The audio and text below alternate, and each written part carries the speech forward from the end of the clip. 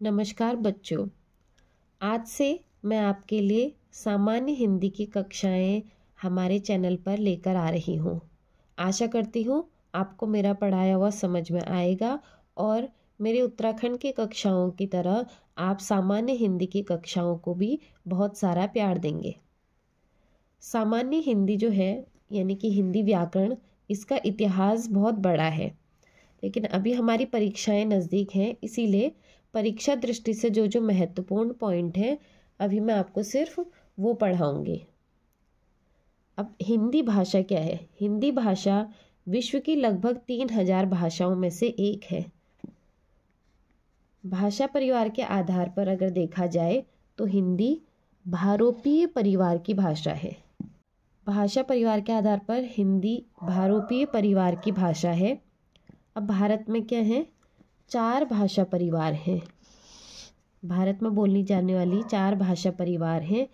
पहली है भारोपीय, दूसरी है द्रविड़, तीसरी है ऑस्ट्रिक और चौथी है चीनी तिब्बती, जिसमें सबसे ज़्यादा जो बोली जाने वाली है वो भारोपीय परिवार की भाषा है, लगभग 73%।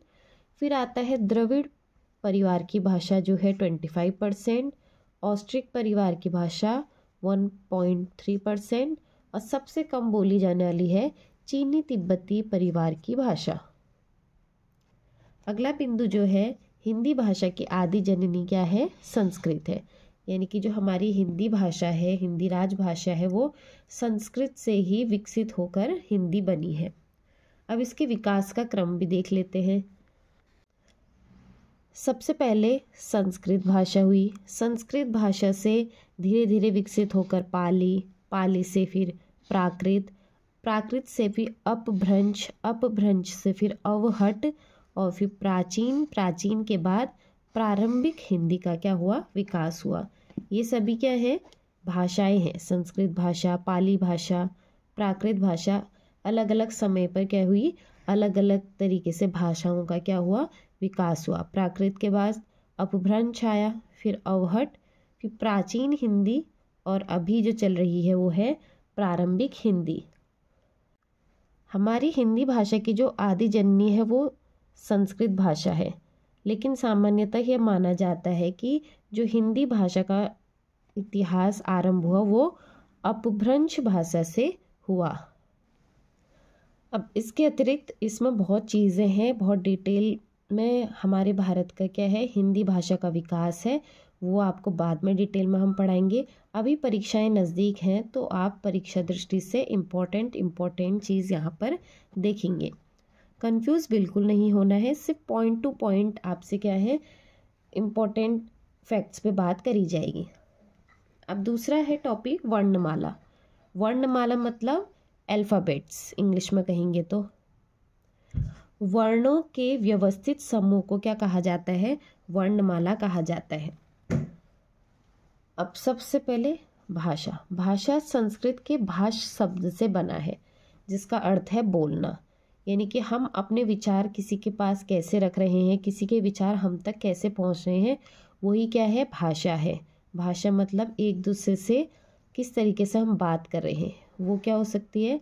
मौखिक भी हो सकती है, अमोघ भाषा भी हो सकती है। जैसे हम किसी से क्या है, कोई इशारे करते हैं और सामने वाला व्यक्ति क्या है, उस इशारे को समझ जाता है, वो भी क्या है? भाषा का एक प्रकार है। भाषा की जो सार्थक इकाई होती है वो होती है वाक्य। भाषा की सार्थक इकाई हुई हमारी वाक्य। वाक्य से छोटी इकाई उपवाक्य, ये सार्थक इकाई है।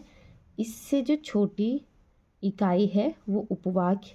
उपवाक्य से छोटी इकाई पदबंध।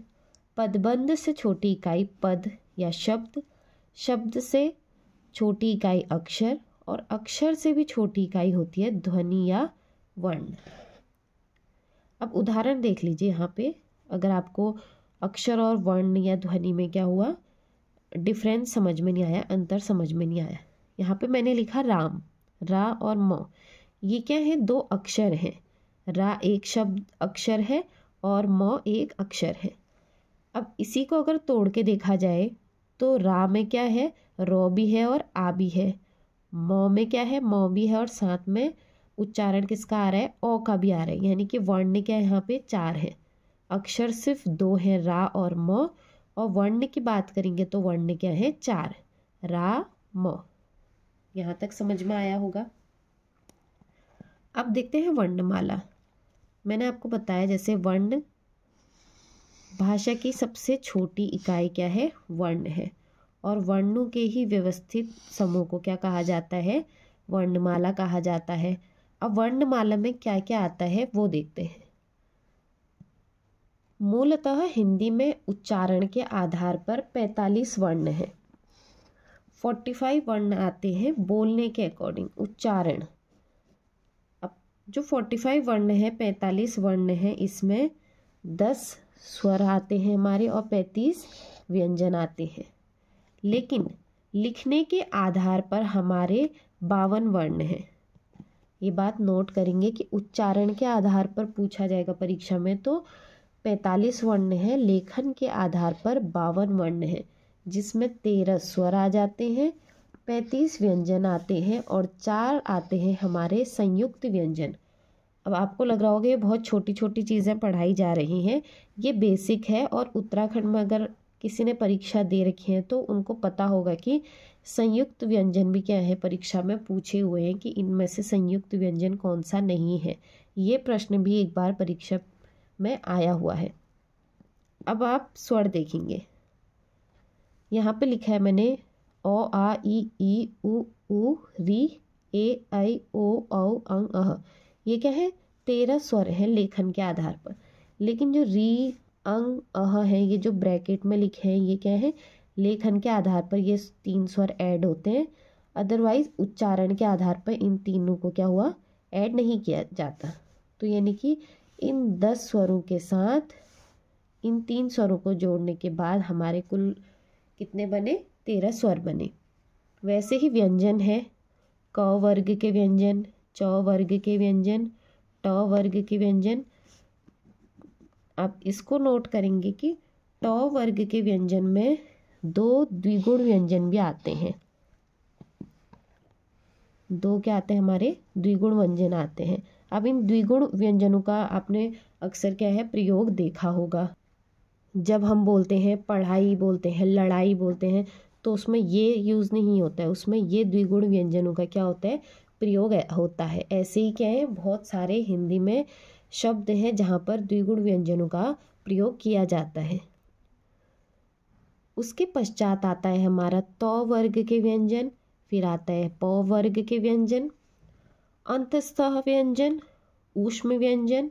तो यहाँ तक क्या हो गए, कुल हमारे 33 प्लस 2 द्विगुण व्यंजन, इनको जोड़ दिया जाए तो 35 व्यंजन हमारे यहाँ पे हो गए।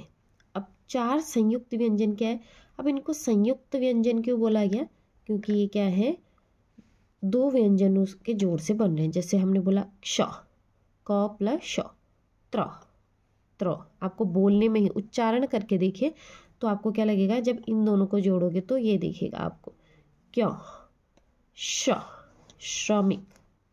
तो क्या है, कुल 4 संयुक्त व्यंजन है। अब एक और चीज़ देखो, क्वेश्चन बनाने का पैटर्न, क्वेश्चन जो परीक्षा में पूछे हैं कि इनमें से, अब आप जो नए विद्यार्थी हैं वो शायद यकीन नहीं करेंगे, लेकिन ये भी परीक्षा में पूछा हुआ प्रश्न है कि इनमें से ऊष्म वर्ग कौन सा है। जब आपने ये डिटेल में पढ़ा होगा कि ऊष्म वर्ग वाले में कैटेगरी में कौन कौन से हमारे क्या रहे व्यंजन आ रहे हैं। अंतस्थः ये तो आपको पता ही है, क ख ग च छ ज ज ट ठ ड ढ ण, ये क्या है, ये तो सिंपल है, ये बेसिक आप बचपन से पढ़ते हुए आ रहे हैं। लेकिन जो याद करने की चीज़ है वो क्या है, एक अंतस्थः देख लेंगे इसमें कौन सा आता है, ऊष्म वाले में कौन से व्यंजन आ रहे हैं, द्विगुण व्यंजन कौन से हैं, और संयुक्त व्यंजन। कभी इनका संधि विच्छेद भी पूछ लें तो ये चीज़ भी आपको याद होनी चाहिए। 4 संयुक्त व्यंजनों का आपको पता चल गया। इम्पोर्टेंट मेरे हिसाब से जो परीक्षा में पूछे हुए प्रश्न है, अगर आप उत्तराखंड, उत्तर प्रदेश, कोई भी सरकारी फॉर्म जो भरते हो, सरकारी जॉब के लिए जो फॉर्म अप्लाई करते हो, अगर उसमें हिंदी पूछी गई है तो सामान्य हिंदी के ये बेसिक क्या है, अब क्वेश्चंस बन गए हैं। द्विगुण व्यंजन बच्चों को पता ही नहीं होता है। हमारी क्या है, हिंदी राजभाषा है, लेकिन क्या है 70-80% बच्चों को जो शुद्ध हिंदी है वो पता ही नहीं है। हिंदी ग्रामर का कुछ पता ही नहीं है। उनसे पूछोगे आप ऊष्म शब्द क्या है, ऊष्म व्यंजनों के नाम बताओ, ऊष्म व्यंजन बोल के बताओ कौन कौन से हैं, उनको यही नहीं पता होगा। ऊष्म व्यंजन में 4 आते हैं, क्ष, श, स, ह, ना नहीं पता होगा। अंतस्थ व्यंजन कौन कौन से नहीं पता होगा। लिख के ले लो। अभी भी अगर आप वीडियो देख रहे हो तो आप में से मैं इतनी गारंटी लेती हूँ 80-90% बच्चों को ये अभी पता चल रहा होगा। और जिनको पता भी होगा तो वो क्या है, या तो तैयारी कर, जिन्होंने पहले से स्टार्ट करी होगी उनको पता होगा, या कोई बच्चे जिन्होंने सरकारी स्कूलों से पढ़ा है और सीरियसली पढ़ाई करी है उनको पता होगा। तो ये चीज़ नोट डाउन यहीं पर कर लो। पूछेगा क्या क्या वो आपसे, ये 45 वर्ण उच्चारण की दृष्टि से या लेखन के आधार पर ये पूछ सकता है। ये क्या है, बच्चे डायरेक्टली कुछ भी करके आ सकते हैं। तो प्रश्न पढ़ना है, उच्चारण के आधार पे बोलेगा तो 45 और लेखन के आधार पर 52 वर्ण है। इस बात का विशेष ध्यान रखना। स्वर 13 है। व्यंजन आप यहाँ पे देखेंगे 35 + 4 क्या है, हमारे संयुक्त व्यंजन है। आप चाहें तो स्क्रीनशॉट इसका ले सकते हैं। अब आपको पता चल गया स्वर कितने हैं, व्यंजन कितने हैं। स्वर व्यंजनों के संयुक्त रूप को ही हमने वर्णमाला कहा। अब स्वर क्या होते हैं, व्यंजन क्या होते हैं, ये प्रश्न आपके दिमाग में उठना चाहिए। तो सर्वप्रथम बात करूंगी स्वर, और इंग्लिश में बोलेंगे तो वॉवल्स। जैसे A, E, I, O, U ये क्या होते हैं, इंग्लिश में वॉवल्स होते हैं। वैसे ही हमारे हिंदी में क्या होते हैं, स्वर होते हैं। तो स्वर क्या होते हैं, स्वतंत्र रूप से बोले जाने वाले वर्ण स्वर कहलाते हैं। मतलब आपको बोलने के लिए, इनके उच्चारण के लिए किसी और शब्द का या किसी और जो वर्ण है उसका क्या है, सहारा नहीं लेना पड़ रहा है। वो क्या है, आप अकेले स्वतंत्र बोल सकते हो। उसमें आप देखोगे जैसे आप क बोलते हो, आपने मुंह से क बोला, लास्ट में आपको साउंड किसका आ रहा है, किसका उच्चारण आ रहा है, ओ का आ रहा है ना। म बोला, पीछे से ओ का भी उच्चारण आ रहा है। लेकिन जब आप ओ बोलोगे तो आपको सिर्फ ओ ही आएगा, उसके पीछे आपको कोई क, म, य ये शब्दों का उच्चारण सुनने को नहीं मिलेगा। कहने का अर्थ है जिनको बोलने में किसी और की सहायता नहीं लग रही है, जो स्वतंत्र रूप से बोले जाने वाले वर्ण हैं, उनको क्या कहा जाता है, स्वर कहा जाता है। परंपरागत रूप से इनकी संख्या 13 मानी गई है। अब उच्चारण की दृष्टि से इसमें केवल 10 ही स्वर हैं, और वो 10 स्वर मैंने आपको आगे भी बताया, ओ, आ, ई, उ, ए, आई, ओ। इसमें री और अंग, अह ऐड नहीं है, ठीक है। अब इन स्वरों का भी क्या किया गया, वर्गीकरण किया गया है। वर्गीकरण मतलब कि इनका क्लासिफिकेशन किया गया है। वर्गीकरण कैसे बांटा गया है, कौन सा जो वर्ड है या कौन सा जो स्वर है वो किस कैटेगरी में आएगा, कौन सा स्वर किस कैटेगरी में आएगा, ये चीज़ें देख लेते हैं। सबसे पहले आता है मात्रा या उच्चारण काल के आधार पर। मात्राओं के या बोलने के तरीके के आधार पर जो स्वर है उनको बांटा गया है 3 पार्ट्स में, ह्रस्व स्वर, दीर्घ स्वर या पलुत स्वर। याद रखना, परीक्षा में वो जिस हिसाब से पूछेगा आपको उस हिसाब से उत्तर देना है। अभी हम मात्रा उच्चारण के आधार पर देख रहे हैं, इसके बाद जीभ के प्रयोग के आधार पर, मुख द्वार के खुलने के आधार पर, ओठों की स्थिति के आधार पर, सबके आधार पर क्या है, स्वरों का वर्गीकरण है। तो परीक्षा में अगर वो पूछेगा अग्र स्वर कौन सा है, तो आपको जीभ के प्रयोग वाली बात पता होनी चाहिए। अगर वो पूछेगा वृत्तमुखी, अवृत्तमुखी, तो आपको ओठों की स्थिति के आधार पर वर्गीकरण का पता होना चाहिए, जो अभी मैं आपको इस वीडियो में बताऊंगी। अब मात्राएं उच्चारण के आधार पर हमने बोला, पहला ह्रस्व स्वर, दूसरा दीर्घ स्वर, तीसरा पलुत स्वर। ह्रस्व स्वर जिनके उच्चारण में कम समय लगता है, जिनको बोलने में आपको बहुत लंबा टाइम नहीं लग रहा, मतलब एक मात्रा का समय लग रहा है, ओ, ई, उ, मतलब 1 सेकेंड में आपने क्या कर दिया, इन शब्दों को उच्चारण कर लिया, इन वर्णों का उच्चारण कर लिया, तो ये क्या है, ह्रस्व स्वर है। दीर्घ स्वर वो स्वर जिनके उच्चारण में क्या है, ह्रस्व स्वर से थोड़ा अधिक समय लगता है, 2 मात्रा का समय 2 सेकंड, मान लो यहाँ इसको बोलने में 1 सेकंड लगा, दीर्घ स्वर को बोलने में 2 सेकंड लग रहा है। आ, ई, उ, इसको क्या करें, थोड़ा सा खींचना पड़ता है। ओ बोला ना तो ओ को खींचने की जरूरत नहीं पड़ी। आ, ई, उ, ये क्या है, बड़ा ई, बड़ी उ, ऐसे स्वर हैं तो इनको क्या है, उच्चारण के वक्त क्या है, थोड़ा सा हमें क्या करना पड़ता है, खींचना पड़ रहा है। फिर आता है हमारा पलूत स्वर। पलूत स्वर जिनके उच्चारण में दीर्घ स्वर से भी अधिक समय लगता है। जैसे हमने अब उदाहरण यहाँ पे है राम, अब हमने राम ऐसे नहीं, राम, जय श्री राम, जय श्री राम, मतलब जो ये आ है ये क्या है, थोड़ा सा लंबा खींच जाता है दीर्घ स्वर के तुलना में, तो इनको बोलते हैं पलूत स्वर। तो अगर आपसे मात्रा या उच्चारण के आधार पे बोलेगा तो 3 प्रकार होते हैं। ह्रस्व स्वर में कौन कौन से आते हैं, अ, ई, उ। दीर्घ स्वर में आ, ई, उ, ए, ऐ, ओ, औ, अं। पलूत स्वर में ऐसे शब्द। अब आपको ये पता होना चाहिए, मान लो परीक्षा में पूछा कि दीर्घ स्वर के आधार पर निम्न में से कौन सा स्वर आता है, तो जब आपने ये पढ़ा होगा दीर्घ स्वर की कैटेगरी में ये शब्द हैं।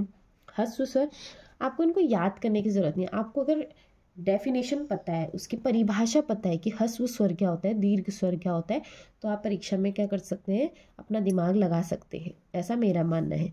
बाकी अगर आपको याद करना ज़्यादा उचित लगता है तो आप याद भी कर सकते हैं। अब दूसरा जिस तरीके से स्वरों का वर्गीकरण हो रहा है वो जीभ के प्रयोग के आधार पर। जीभ के प्रयोग के आधार पर भी 3 प्रकार से स्वर के वर्गीकरण है, अग्र स्वर, मध्य स्वर, पश्च स्वर।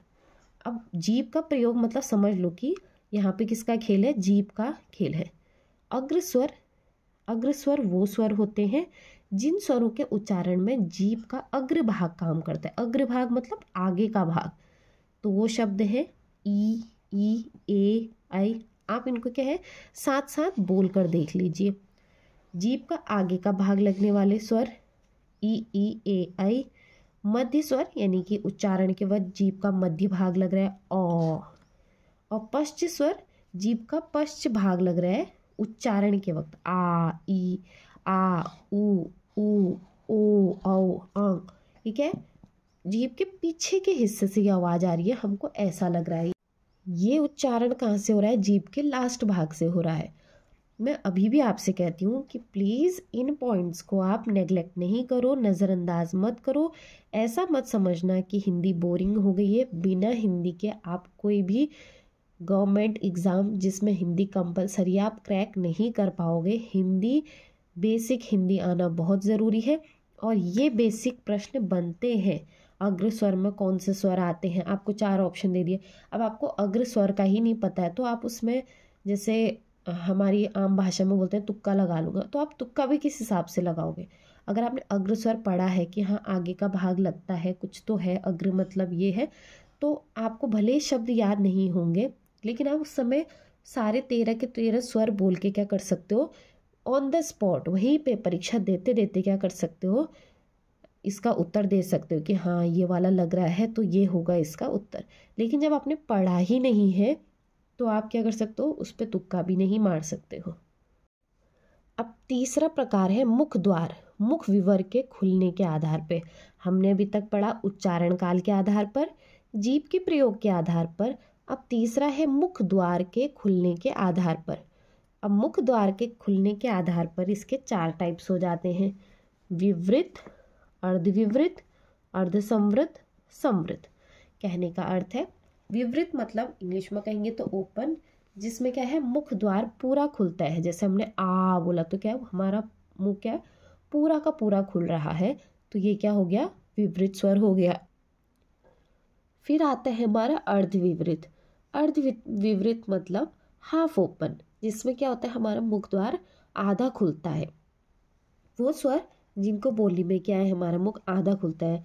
आप साथ में बोल के देख सकते हैं, अ, ए, औ, ये क्या है, इनको बोलने में हमारा आधा मुख द्वार खुलता है, तो ये क्या हो गया, अर्धविवृत स्वर आते हैं इस कैटेगरी में। तीसरा है अर्धसंवृत। अर्धसंवृत मतलब हाफ क्लोज। अब क्वेश्चन आप ये भी कर सकते हो कि ऊपर हाफ ओपन है, जब आधा मुंह खुला है तो आधा बंद रहेगा, तो हाफ ओपन और हाफ क्लोज या अर्धविवृत या अर्ध समृद्ध से क्या अर्थ है। जैसे अर्ध विवृत मतलब अगर मैंने बोला कोई चीज़ आधी खुली है तो ये सामान्य बात है कि आधी वो बंदी होगी। तो इन दोनों को अलग अलग कैटेगरी में क्यों डिवाइड किया गया। हाफ ओपन मतलब कि जो खुला हुआ भाग है उसका रोल ज़्यादा है, और यहाँ पे जो हाफ क्लोज यानी कि अर्ध समृद्ध है यानी कि जो मुख द्वार आधा बंद है उसका रोल ज़्यादा है इनके उच्चारण में। तो वो हो जाएगा ए ओ। और चौथा प्रकार हो गया समृद्ध यानी कि क्लोज, जिसमें मुख द्वार लगभग क्या होता है, बंद होता है, और इसके बंद होने से ही उच्चारण आ रहा है ज़्यादा। वो है ई ऊ ऊ। ये क्या है, समृद्ध कैटेगरी के स्वर हैं। तो मुख द्वार के खुलने के आधार पर 4 प्रकार से स्वरों का वर्गीकरण किया गया है। पहला विवृत, दूसरा अर्ध विवृत, तीसरा अर्ध समृद्ध और चौथा है हमारा समृद्ध। चौथा वर्गीकरण है ओठों की स्थिति के आधार पर। कहने का अर्थ है ओठों की क्या स्थिति है। इसमें 2 प्रकार हैं, एक है अवृतमुखी, दूसरा है वृतमुखी। अवृतमुखी मतलब ओठ वृतमुखी या गोलाकार नहीं होते हैं। इन शब्दों को बोलने में क्या है, हमारे जो होंठ है वो क्या है, पूरे गोलाकार नहीं बनते हैं। जैसे ओ आ ई ए आई, तो जो मुख है हमारे होंठ हैं वो क्या है, किसी भी प्रकार से घूम रहे हैं।